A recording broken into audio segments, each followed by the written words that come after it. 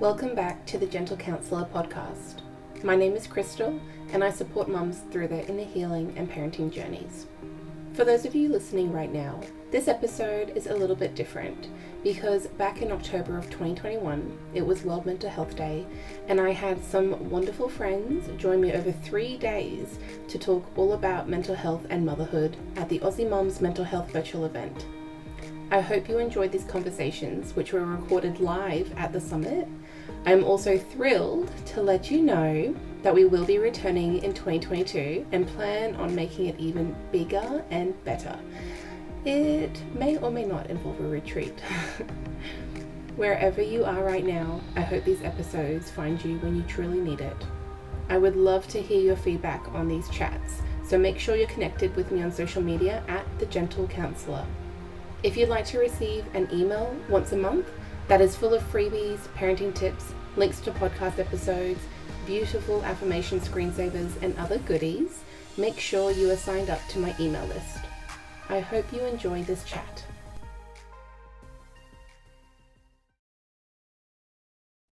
Hello, everyone. Welcome back to the Aussie Mums Mental Health virtual event.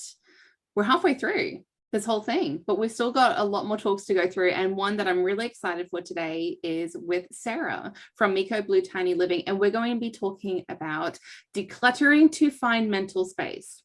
And I'm really looking forward to this chat because this has been a really big realization for myself in how clutter affects me and my mental health as well. And I know that Sarah shares a lot on her Instagram and all her social media and all the things that she does. So I'm going to let her introduce herself to all of you. Welcome, Sarah. Hi, thank you for having me. If you are joining us live, say hello to us in the comments so that we can see who's here watching us. And if you have any questions for Sarah, please do add them in the comment box because we'll be able to answer them for you. If you are watching as a replay, just pretend like you're here with us, still chatting live, because we will come back to this to make sure that we are chatting with you and answering any questions that you might have, because this will stay up as a replay for a while. But let's get started with Sarah. Do you want to tell us a bit about what you do and why you do it? Yes, so I actually started Miko Blue Tiny Living. The word tiny there is kind of key. After we DIY built a tiny house on wheels, and I started getting a lot of questions about how, not just why. There were a lot of whys. When we were building, it was really funny. Actually, you could sit in the driveway sit in the lounge room on any given day and watch people like slow down and slowly drive past and look. So there were a lot of whys. But the questions I really loved were the hows, how did you get ready for this, and how did you transition your lifestyle, and how did you downsize, and how did you do all the things? And the questions that I was getting was not so much actually how did you build it, but it was the process behind how did you get there, and how did you actually put your family in that and make it work. So that's where I started. And we're not in the tiny house anymore, which was actually a really interesting transition for me. The business, I was a little bit like, who am I now without being the girl in the tiny house? Like, who am I now? What do I talk about? And I started realizing that the tiny house was like this testing field where all of these things that I had been putting into our life, learning to live intentionally, learning to live sustainably, learning to live with less. It was like the testing ground. It was like going into the kiln, really fortifying our values and all of these different things. You had to sort of face up to that stuff and really test and challenge what did and didn't fit in life, what was important to lifestyle. So I've taken that, and now that's what I share. I talk about intentional living and all the facets of that, because I don't think you can say intentional living is just one thing. It's a facet of these cross sections of all of these different interests, and you need to know how we have our relationships with other people, and it's how we engage with the community, and it's how we engage with environment, and it's all of these different things that cross over. So I love talking about decluttering and I love talking about minimalism, but it's like just this one facet of this process of learning to live with intention. So that's what I talk about. Yeah, and it's such an interesting topic because we are just bombarded with like more. It's like all the new gadgets, all the new things, big houses, and how that's really tied to value or like a societal status. It's like you're always wanting to earn more money, have a bigger house, all those things, right? And then if you are someone that's had that or are striving for it, you're kind of still like, hey, I'm still not feeling great.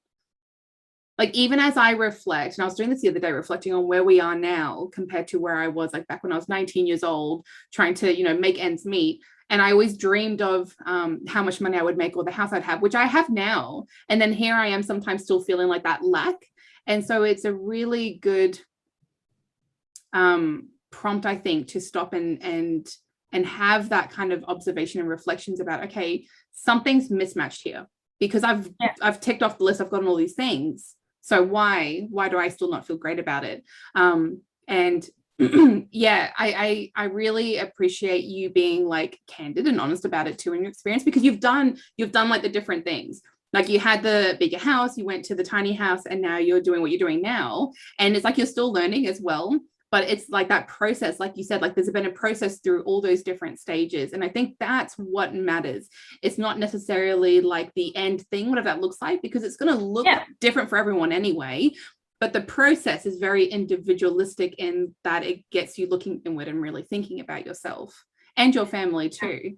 This is like, it ties into how I think about goals too. Like I had a real disconnect learning about goal setting. When I first was exposed to this idea of goal setting, it wasn't really something I'd done before. And they're like, write down all the things that you want to do and you want to have. And I was like, but I'm really not resonating with any of this. It's not motivating for me. It really doesn't connect. And when I thought about it, I realized the house isn't actually the goal. Having the garden or the car or whatever it is, it's not the goal. They are just milestones on the way to stepping into alignment with the values. So if I have a value of family, and if I have a value of freedom, and if I have a value of sustainability, all of these different things are sort of anchoring you to that pathway. And like minimalism is not the goal, it's part of the pathway of actually stepping towards your values. And that's why, there's always this change, and there's always this, it's not like, oh, I've got it, hands down, I've got it, we're done. Because it's always this, your family grows. It's like evolving and changing. And we do the same, and sometimes we sort of challenge our values a little bit, and the value stays the same, but the pathway that we choose to get there might change a little bit. And that's okay. And I think that's why it's, it's okay to accept that we are all still learning, because we're all still walking towards that pathway of getting closer to our values and, embodying that person that deep within us we really want to be, showing up as that person. It's interesting. It's interesting when I see people and they're like, oh, got it. I'm like, but do you? when life just sort of pokes you a little bit and the phases change a little bit, it's okay to need to adapt to that, and change your ethos about that just a little bit. Yeah, and I think that's something that's really prominent in motherhood as well, and like the different stages that we go through, whether it's like before having your children, during, and then that process after, for anyone that has like older kids that have left, and then also the different stages of your children as well. So it makes sense that it needs to be flexible. It needs to be reevaluated as well. So what was the catalyst for you in going through all of that? Yeah. So I grew up in a household that like we valued being clean, but there wasn't a lot of conversation around how you actually deal with stuff. We were also taught to be very frugal. You know, you're conscious with what you throw out, and that's all great. You know, that comes from my dad grew up with parents who grew up in the Great Depression, and, you know, they saved every bread bag and they saved every, you know, and those are really valuable ways to look at the environment. But I got to this point as a mum who was trying to find myself, trying to find my purpose in the world. You know, how can I impact? We were in a big house and we'd already moved. I think by that stage I'd moved 11 times since I left home and carried everything with me every time. And I got to this phase where it was like when I stepped into the front door, it was like the walls started closing in and like the weight of everything we owned in the house just fell on my shoulders. And I felt like I was suffocating, like I was drowning.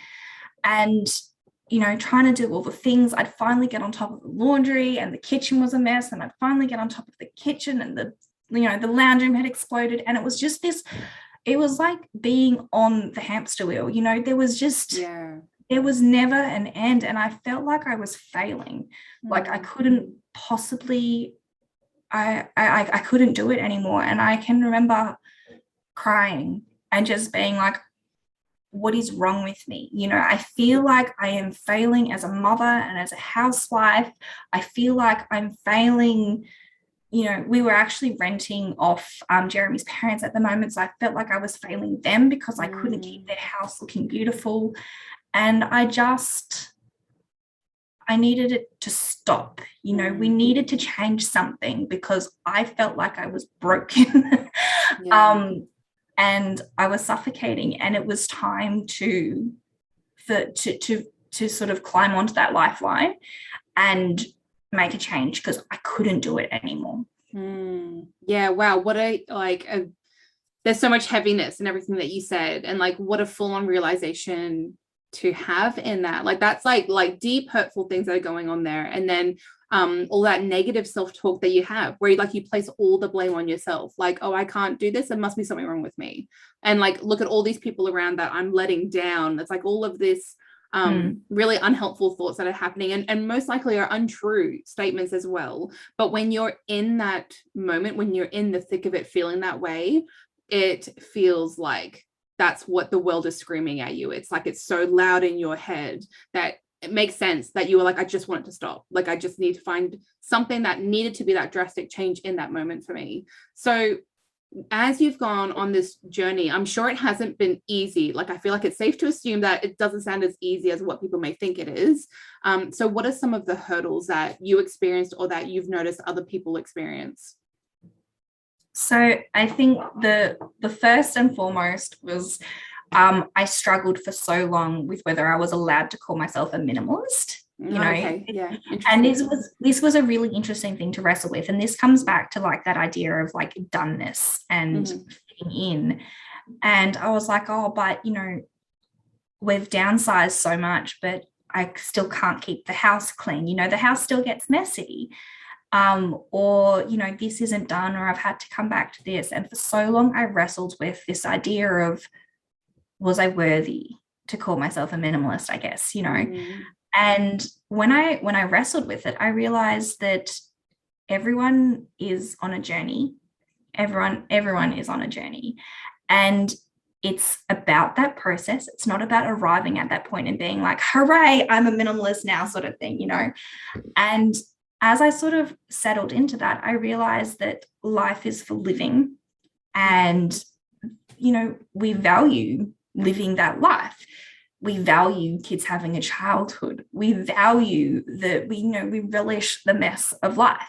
And so, yes, the house is still going to be messy sometimes, you know, sometimes there's going to be dishes piled up, and that's not the defining factor of whether you are getting somewhere, you know what I mean? So for me, a really big hurdle was just wrestling with this idea of worthiness, I guess, and realizing that it wasn't relevant. It didn't fit. It wasn't helpful. It wasn't necessary. And I could hang on to that title and say, you know what? That is who I want to be. That is part of my values and my identity and what feels good for me. But the label doesn't actually mean anything. So that for me was a really big hurdle, was just this idea of feeling like I needed to hide, or sort of what, like that good enough feeling. So for me, that was a really big one, was letting that go and just being okay with the fact that I'm learning too. That for me was a really big one.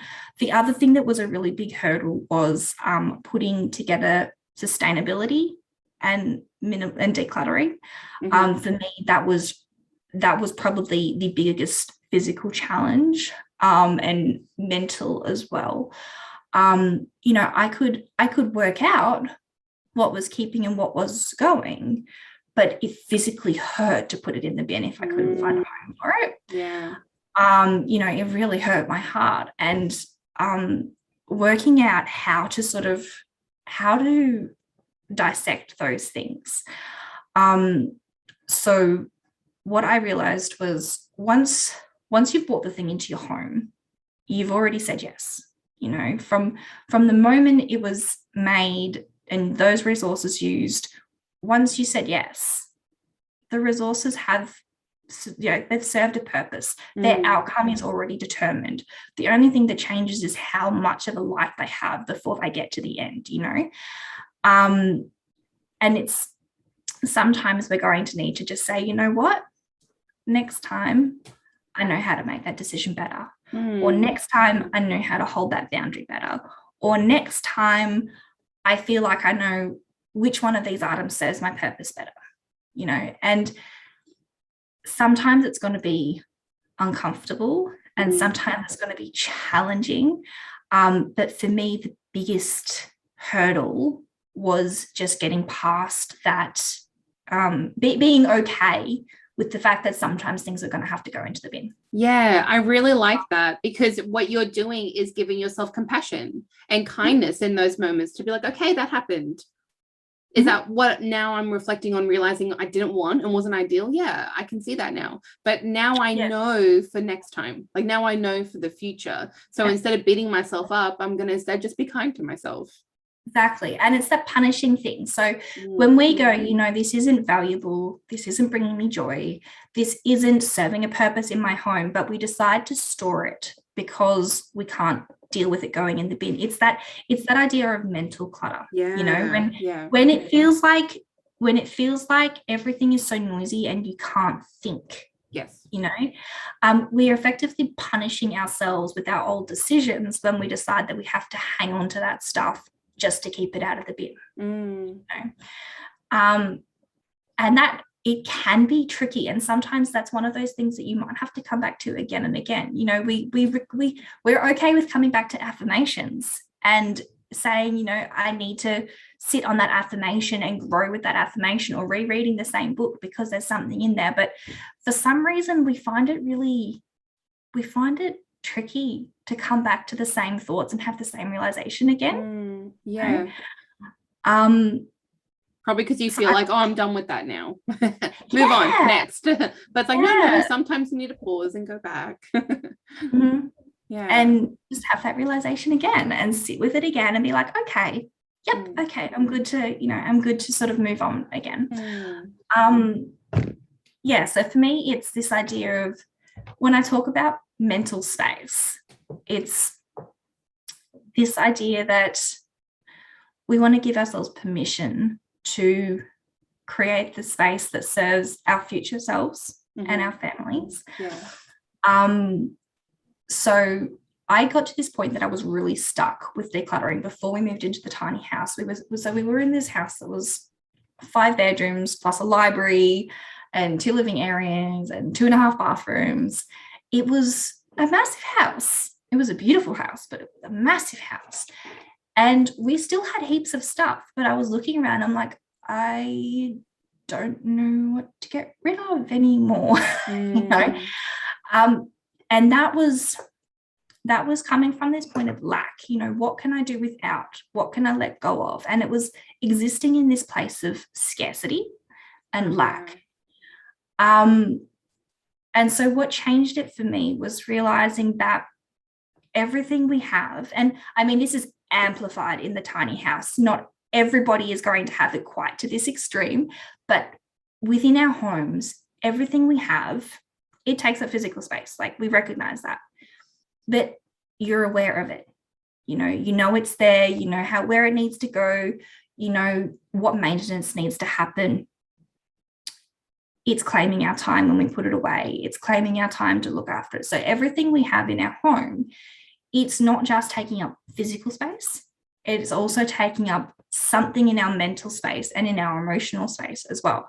So when I realized that we need it almost to justify its reason to be in that space, it needs to make us happy. Like, it needs to make us, we need to love it. It needs to really make us happy, or it needs to have a purpose.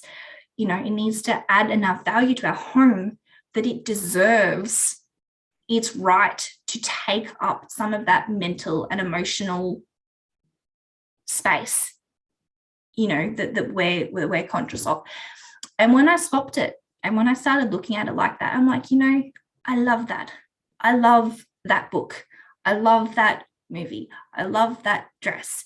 They make me happy. My blender makes really beautiful smoothies, or whatever it is. And we start actually recognizing the abundance that we already have in our lives. And we start recognizing, the things that we really want to be there, but also the things that the future us values too. Yeah. And, sitting with that realization made all the difference. Yeah. And that's really powerful. Yeah. Yeah. So that makes it really helps. Like, sometimes when it feels hard and you have that hurdle, like we're talking about, it's about, okay, I need to reframe this a different way, because the way that I'm thinking about it is making me really stuck. We've had a comment come through from Jamie, and she says, I really struggle with sentimental stuff. And I can really relate to that. That for me, I think, was my biggest hurdle, because everything felt sentimental, but then I was also able to recognize that was part of my trauma, is because I, had to go to boarding school. I shouldn't say, for anyone who may or may not know my story, I went to boarding school. And so, because I had that separation from my family, everything felt sentimental. Like, everything felt like you need to be special. But I also had that role model to me, with my mum having like hoarding tendencies where everything was kept. And then also not using things because you have to save it for a special occasion, right? Like, things like that. So I dealt with a lot of that. It was really heavy. And yeah, same thing, Jamie. I had lots of boxes of sentimental stuff. For me, what really helped with that mindset was I jumped on the Marie Kondo train, with the KonMari method of what's her book called again? Something about finding joy. The life-changing magic of tidying up. Yeah. So her section talking about things bringing you joy, and her section on sentimental stuff really helped me make peace with what you like, similar to what you were saying, Sarah, like once, like gifts, for example, gifts that you don't want, but you keep because you feel like you have to. It's like that gift has served a purpose. The second that person gave it to you, that was the purpose, for them to give you something. You don't have to keep that thing. You can acknowledge it, say thanks for serving your purpose, and that family member feeling good about giving me a Christmas present. You don't bring me joy, goodbye. Or sentimental things. I realized actually that a lot of the things I was holding on to that were sentimental actually made me feel awful. So I would find myself going through these boxes and crying and being re-triggered and then angry again. Like, it was like old diaries where I'm like 8 years old saying horrible things, and I'm like, oh my gosh, that's my trauma. So then it was also letting it's like acknowledging it and then letting it go. So then holding it on made me feel heavy. It was like a weight on my chest. And I felt so much relief once I was able to get rid of those things. And it's also understanding, like, just because you don't physically have it doesn't mean it didn't exist or it didn't happen. Yes. So if something is really important, like, you can take a photo of it, right? But really you can still appreciate when you had it physically, like you can still think about it. Yes. So I think it's about being very particular about what is sentimental. Like, I've kept such few things as sentimental. And one of them is the yellow dress that I was wearing when we got engaged. Like, that's something I've decided to keep, and I'm okay with that. But I've gotten rid of, like, I don't have any of my school stuff like school books and awards, even my school bag and uniform. I'm like, this just makes me angry now because that was my trauma. Like, why? What am I going to do with it? Show my kids one day? I'm not going to let them read that diary. Yeah. Like, and when I talk to them about school, I can talk to them about me going to school. I don't actually need this to show them. Like, if anything, I have pictures, like, that's fine. So I think with sentimental stuff, it's deeper work that needs to be explored. Yes. And given respect to that. Yeah. And I think with sentimental stuff, what can be really helpful as well is giving yourself a container limit. So whether that's good, a shelf or a box or a file or whatever it is, you're allowed to have sentimental stuff. There's no rules. And that's one of the things that I'm really big on is there are no rules. You're not only allowed to have 30 books or you're not only allowed to have 2 dresses. Like there are no rules. Yeah, because some of them do make you feel like you have to follow a rule. You get to decide that. And it's also okay to come back and pare down. And next time, maybe you need a smaller container, whatever that container is, just a limit, something that you have defined as the collection of those things. And maybe next time, it might, but also things that are going to keep happening that you're going to want to add to that. So like something else I realized was I had kept like all my Barbies because somehow as a child, I don't know why, I somehow knew I wanted to give that to my kids one day, which was a lovely idea. But then one day I realized I'm not allowing my daughter to now have not only her own things, because these are always going to be known as my things, but also then we went like buying her a new Barbie, for example. And then I'm like, oh, there's like cool stuff out there now that she can enjoy. So then it was also like, what am I not allowing her to experience because I'm expecting her to carry my stuff for me? So then it was also like realization, like, oh, I'm doing this for me. It's actually not for her. And saying that, she still had like some of my old Barbie stuff. But yeah, I think a lot of clutter and stuff like that is actually more linked to our trauma and more linked to our inner child that is like still screaming out like I'm here and I'm still upset about whatever happened that's connected to all those things. So I think it's worth giving yourself the time and space to explore that. Like yes. I don't think it's as easy. I'm not going to tell you like just chuck out the school reports. It's like, no, I think you actually have to have like, it's almost like a ceremonial grief, like a death of that to be able to let go of it. And I think sometimes it's much deeper than that. And like, I'm quite happy to talk people through, techniques to declutter. But when it comes to that emotional stuff, sometimes that's deeper work that you really need to actually see someone who deals with emotional stuff. You need to see, it might be a counselor or whoever it is that you go to. And that's what the communities are missing, right? Like how you were talking about how some of them didn't seem to fit, or I couldn't call myself a minimalist, or any of those books. Like that's where you need to be aware of what is and isn't trauma informed, right? Like that's where I'm going to come in on my side of things, is that what's going to work for someone may not work for everyone. And what someone makes seem easy might not actually feel easy for you. And instead of you internalizing that as there's something wrong with me because it's not easy, it's like, no, it's just going to look a little bit different for you. So I've taken us a bit off track talking about the sentimental stuff, but for whatever the hurdle is that people are experiencing, wherever they feel stuck, what kind of strategies can they use to get started or to help them move forward? Yeah.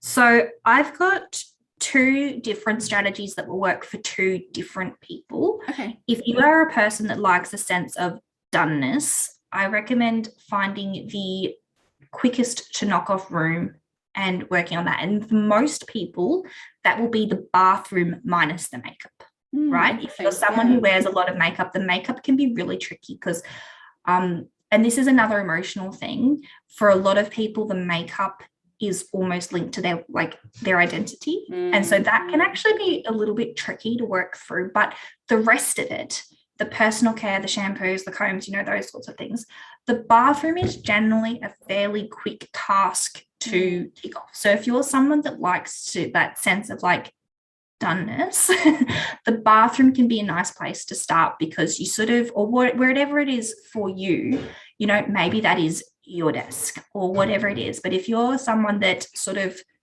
you really feel that need to sort of put that tick in the box sort of thing, sometimes tackling an easy to accomplish area, yeah, that can be a really good strategy. Yeah, that makes sense, because it can give you that momentum that you need to keep going, because then you're like, oh, that felt good, and then you can kind of work your way up the ladder.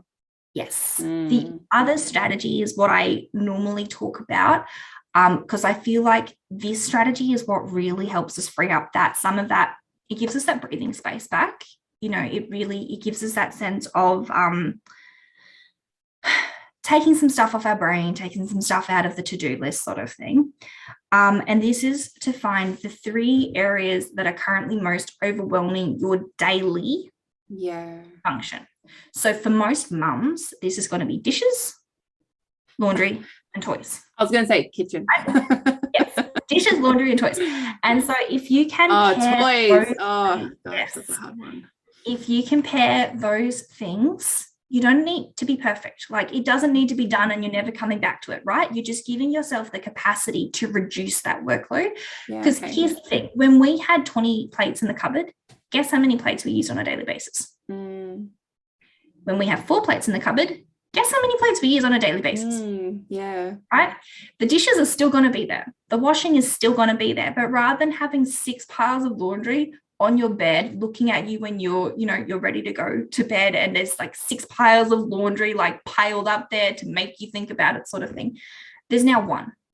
And you know what? If you don't get around, and if you don't get around to folding the washing, guess what happens?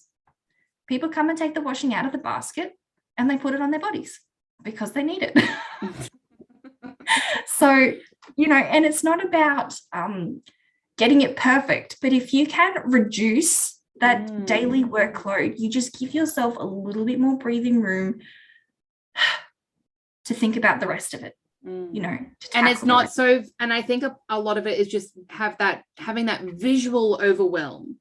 Like, if you were to see 4 dirty plates in the sink, you're like, oh, that's 4 dirty plates. But if you were to see the full 20 with like the 20 cups and all of that, then that's that overwhelm, and you're like, I don't even want to do it. Like, that's exhausting to look at. So that totally makes sense. I really like that idea. I'm like thinking of all the ways I can implement that now as well. And different lifestyles are going to look a little bit different. If you're a family that runs the dishwasher at the end of the day and you don't have time to do the dishes, well, then maybe you might need 2 plates per person and a bowl, So it's being okay with looking at your lifestyle and your needs and how you work as a family and what's priority to you. And that is going to define what you need in your life. Right?